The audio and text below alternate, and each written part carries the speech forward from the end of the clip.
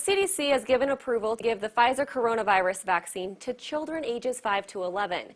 This comes a week after the FDA voted to recommend the shot. So we know parents have a lot of questions about the shots, and to help answer them is Dr. Reginald Washington, the Chief Medical Officer of Rocky Mountain Hospital for Children. So, Dr. Washington, first of all, why do you suggest young children get the vaccine?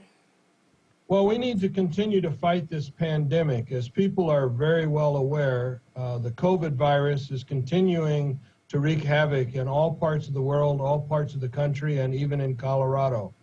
The vaccine is another tool in our toolkit to help mitigate the effects of the COVID virus.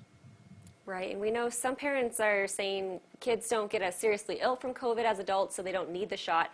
What would be your response to that idea?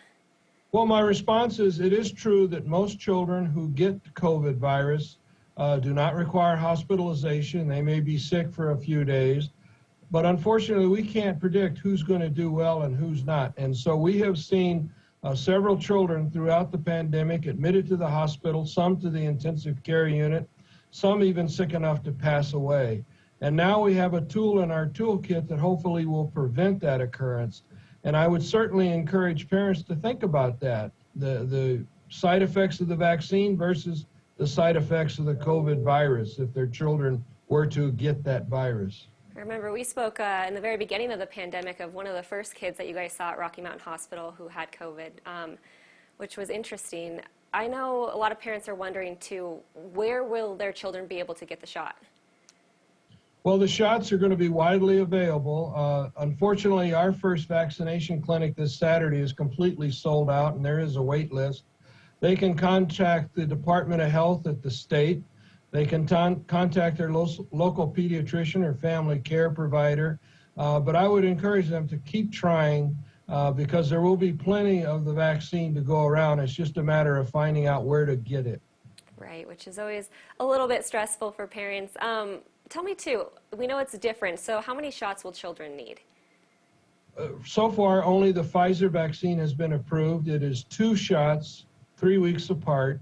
The good news is that the overall dosage for the 6 to 11-year-olds is much less than that used in an adult, and the needle is smaller. So hopefully the children won't even experience any pain when they receive the injection.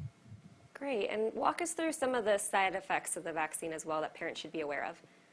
The side effects are about the same as we've seen in the adults: sore arms, slight fever, maybe a little headache for the first several hours after receiving the vaccine. Fortunately, we haven't seen by the data that's been shared with us that the side effects are more serious than that. No one's required hospitalization. No one has come down with the myocarditis that everyone is worried about. And remember, you cannot catch COVID from the vaccine. So we feel it is very safe and very effective, over 90% protection from the 2 shots from the Pfizer vaccine. That's really high. That is, and if children do have any of the side effects, is it okay to give them over-the-counter medicine, or what do you suggest? Yes, we encourage Tylenol, Advil, Aleve, any of those medications.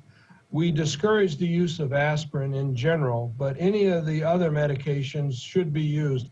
We don't encourage parents to give that medication, however, in advance. Wait and see if your children actually need it.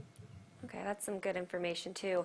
I know we've talked a lot about masks with children, so once kids are vaccinated, do they need to continue to wear their masks, especially in school, or how does that work?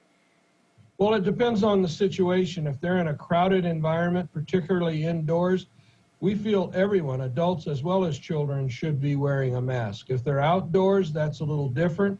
Certainly if they're going to visit relatives and those relatives have high-risk conditions, they're immunosuppressed, they have chronic conditions, children as well as adults should wear masks around those individuals.